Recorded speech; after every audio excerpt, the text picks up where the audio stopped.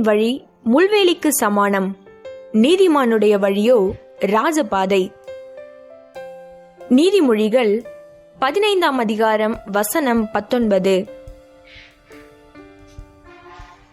சோம்பேறிக்கு எவ்வழியும் முள் நிறைந்த வழியே, சுறுசுறுப்பானவர்கள் செல்லும் பாதையோ நெடுஞ்சாலையாகும். நீதிமொழிகள் 15ஆம் அதிகாரம் வசனம் 19. The way of the sluggard is blocked with thorns, but the path of the upright is a highway. Proverbs chapter 15 verse 19.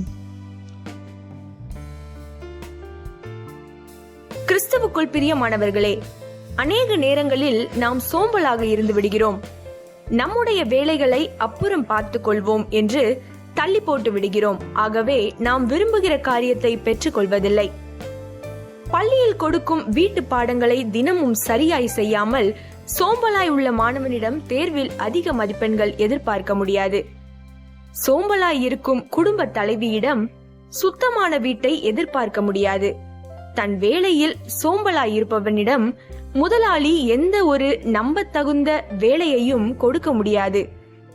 அதுபோல வேத வாசிப்பையும் ஜெபத்தையும் அப்புறம் என தள்ளி போடுவோமானால் அந்த நாள் முழுவதும் அதற்கு நேரம் கிடைக்காமல் போவதை நாம் அனுபவத்தில் கண்டிருக்கிறோம்.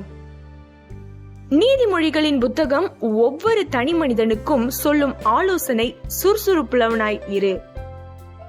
சுறுசுறுப்புள்ளவர்கள் தங்கள் வேலையில் ஜாக்கிரதையாயிருப்பார்கள்.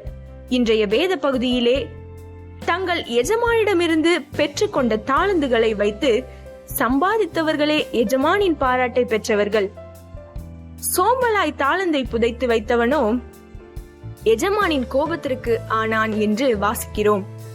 ஆம், சுறுசுறுப்பாய் வேலை செய்பவன் முதலாளியின் கண்களில் படாமல் இருக்க முடியாது. அவனை தேடி பொறுப்புகளும் தலைமைத்துவமும் வருவது உறுதி. கர்த்தருடைய ஊழியத்தை அசதியாய் செய்பவன் சபிக்கப்பட்டவன் என்று வேதம் சொல்லுகிறது. நமக்கு கொடுக்கப்பட்ட ஊழியம் சிறியதோ பெரியதோ எதுவானாலும் உண்மையாய் பாரத்துடன் ஜெபத்துடன் செய்ய வேண்டும் என்ற தீர்மானம் ஒவ்வொருவருக்கும் வேண்டும். கொஞ்சத்தில் உண்மையுள்ளவனை அநேகத்திற்கு அதிகாரியாய் மாற்றுவது நம் தேவனுடைய விருப்பம் அல்லவா? ஆகவே இப்படிப்பட்ட ஊழியனிடத்தில் தேவன் திட்டங்களையும் தரிசனங்களையும் தருவது நிச்சயம். ஜெபிப்போம். எங்கள் பரலோக தகப்பனே, எங்களுக்கு கொடுக்கப்பட்ட வேலையோ அல்லது ஊழியமோ அது சிறியதோ பெரியதோ எதுவானாலும் சோம்பலாய் செய்யாமல் எல்லாவற்றிலும் மன ரம்மியமாக உற்சாகமாய் செய்ய பலன் தாரும். இயேசுவின் நாமத்தில் பிதாவே, ஆமேன்.